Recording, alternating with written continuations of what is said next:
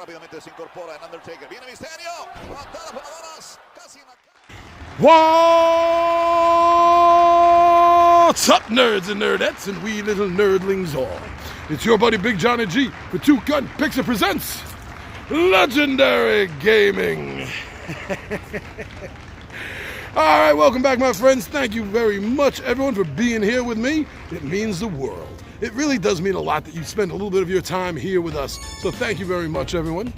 So what we are doing, it's been a while since we've done one of these. We are doing another Kickstart or Dropkick. This is where I tell you about Kickstart games and whether I think they're worth the time and the money. And today we have something that was, wow, almost 40 years in the making. It's a little dramatic to say it that way, but it is also sort of true-ish, in a way. This is a Kickstarter for a game that was not only a classic, but considered by many gamers one of their grail games. It's one of my grail games. I used to own a copy of it. Long story short, about 10 years ago, there was a fire, no more tower.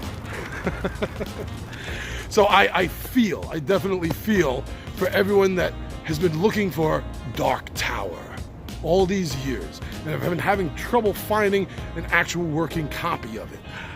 Well, Restoration Games, my friends, the ones that brought you the updated remake to Fireball Island, which is awesome. We have a few videos on that. Go check it out.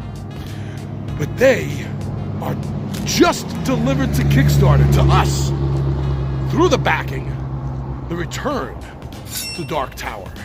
And this game has been anticipated for almost 2 years since Restoration Games first announced that they had the rights to make a new Dark Tower. Well, I've taken a look at the Kickstarter, I've gone through it, and I'm here to tell you whether it's worth it or not. Is it worth it to back this Kickstarter? Or should you just spend the money and try to find a fixed, used copy of the original? What to do? Well, let me tell you about the Kickstarter. All right, see you down the bench, and we'll get started.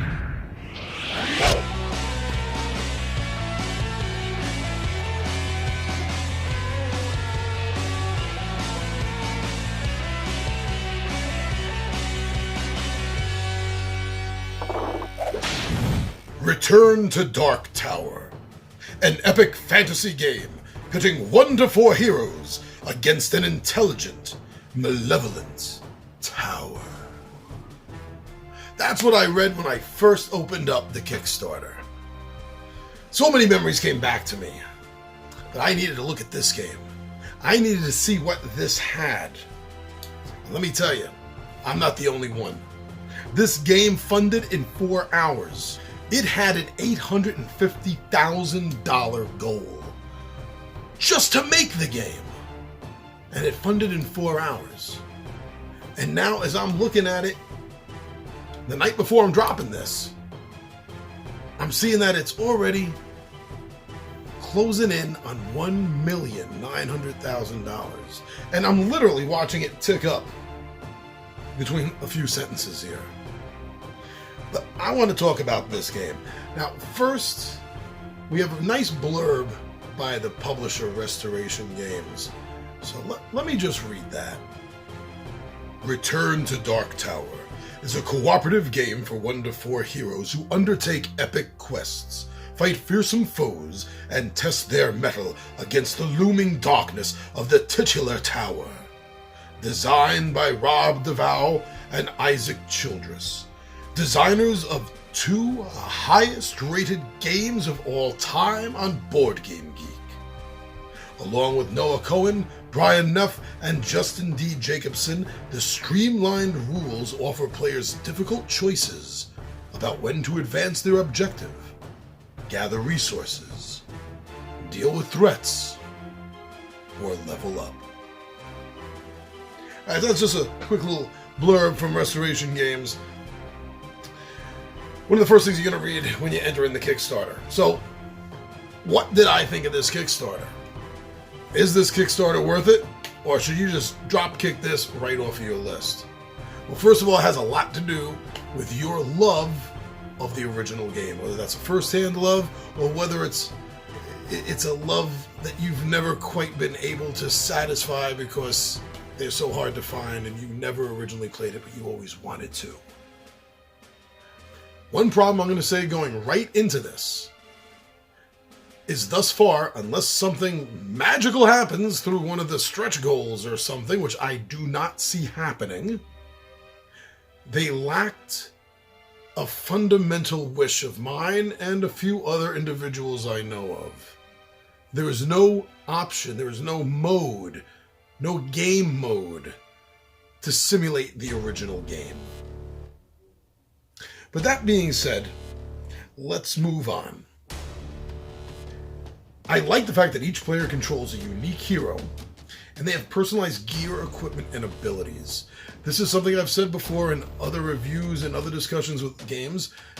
I really think that most games should go this route. Not force it, it's not going to work for every single game, but these epic games? Yes. I love it when you do that for the players. Now, along with that, everything they're writing about and saying and showing in videos and talking about, it seems like the way the computer, the way the tower, the way the app, and I'll get to that in a moment, runs everything, the foes themselves are going to have unique abilities and Achilles heels that you're going to have to try to find and exploit. That is kind of cool. In the original game, you were going around, you were building up forces, armies, mercenaries. In this game, and I believe the Warlord can actually do that himself, maybe everyone can, but I also know that this game offers the ability to get allies on your side. Sort of like NPCs for you RPGers out there. These characters are going to follow you around and give you bonuses. But, you know, they may give you negatives if you kind of tick them off. That's cool. I like that flip-flop aspect where an ally can actually become a hindrance. That's cool. I look forward to checking that out. Now the components. The components I'm seeing, I'm telling you, they're top line. They're boss. They're awesome. They look great. The miniatures, and they're all going to be getting, because we're about to hit the stretch goal for it. So I'm just going to say it now. They're all going to have an ink wash. I love miniatures with ink wash, especially since I don't paint. The buildings, the art on the map, all of it really draws in your eye. It does. It looks good. Now, speaking of looking good, how can I mention everything else and not mention the tower? The tower looks beautiful. It looks like this almost polished. I mean, it's not polished, but it makes me think of like this polished obsidian that's been intricately carved into some sort of artifact that just happens to look like a tower. And it's the image that pops in my mind when I look at it. This is a beautiful looking tower. They did a fabulous job, a great job on the craftsmanship of it. Now, I love the original tower, and anyone that loves the game, I'm sure like me, you love that old tower. But facing facts, it was a little bland, no matter how much we loved it, or how cool we thought it looked. Yeah, this they went into detail. Very nice. There's a couple of other things I want to talk about, but first, let me just mention the add-ons. If you're not familiar with Kickstarter, add-ons are something that don't come with the game itself that you're backing. They're specials, they're extras. You have to buy them separately and add them on to your purchase. So there's a few add-ons for Dark Tower, and they look freaking amazing. They absolutely do. I'm not 100% sure if they're actually needed to increase gameplay, though. That I'm completely on the fence about. I think that really is a personal thing, and you're going to have to look at this yourself and see if that's something that you think you're going to feel that you need in the game. But definitely check out the add-ons. There's some good ones. There's one called Alliance, which is going to offer you 2 new heroes. Along with that, new allies, treasures, and a new system. A new system in the game. The game normally uses Spirit, and it has a new system with this add-on called Influence that's going to be able to affect more of the board, I believe, and maybe NPCs, city areas, things like that. But that's not in the base game. Is that needed to enjoy the game more? I'm not sure, but it sounds cool. Now, the Dark Horde add-on extra. This is miniature madness, my friends. If you love miniatures, if you can't get enough of finely honed, carved, sculpted, and ink-washed miniatures, please take a look at these. I think they look absolutely perfect. Well, not perfect. Nothing's perfect, Big Johnny G. Yes, I know that, everyone. But they look really, really good, man. They are amazing. So check that out. And the miniatures in that range from 18 millimeters all the way up to the Titan, 85 millimeters. So even if you're not going to get it, go look at that add-on. Now, this is the one I question the most, I think. Coffers. That's what it's called. And basically all it is token upgrades for your warrior tokens, your spirit, and your influence tokens. They upgrade into plastic. It's nice, yeah, but is it needed? Again, I think that's a personal thing. If you want to spend the extra money on it because you prefer the feel of the plastic. But as far as is it actually needed? I don't think so. But it's cool. Now there's something special if you had signed up through their, I believe it was Facebook, before the Kickstarter dropped, and you signed up with the same email that is attached to your Kickstarter, or that you will attach to your Kickstarter if you don't normally have Kickstarter and you're starting it, doing it just for the first time. And if it matched up the same, you're going to get this really cool gold-painted metal coin for the active player. It looks really cool. Is it needed? No. But the it looks cool factor completely outweighs the no, it's not needed factor in this case. But you could only have gotten that if you had signed up early. But there's one other add-on that a stretch goal opened up, and that's this a larger board. Boosting the board up to 800 millimeters on a neoprene diameter board. So 800 millimeter diameter neoprene board. It looks great. Is it needed? I don't think it's needed, but it looks great. Now, I mentioned earlier, let me get back to that right now. I mentioned the app.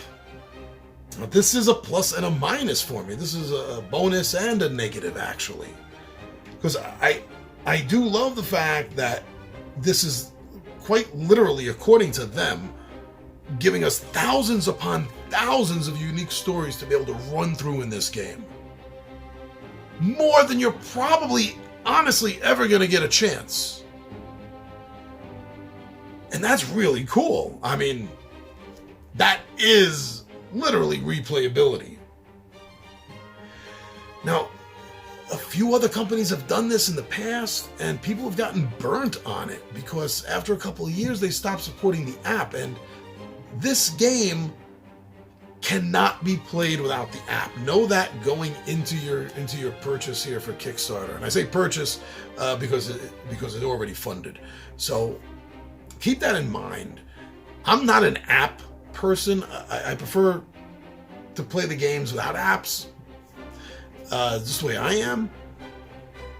But you have to play this with an app. But they did. They promised decades of keeping this up and going. And that, like I said, that's on top of thousands and thousands of possibilities that you can generate through the app for the tower to dish out at you. Now, fans of the original game, something that did disappoint me, but I understand because of the update that they did, I guess why, but I was disappointed. that the screen, remember the screen in the original game that spun in the center of the tower and that column going down, right? No more. No more. All the screen work is all done through the app for your phone or your pad or your laptop or however you're running the app. It's all going to be, the information is going to be given to you all through that. I'm not happy about that, to tell you the truth.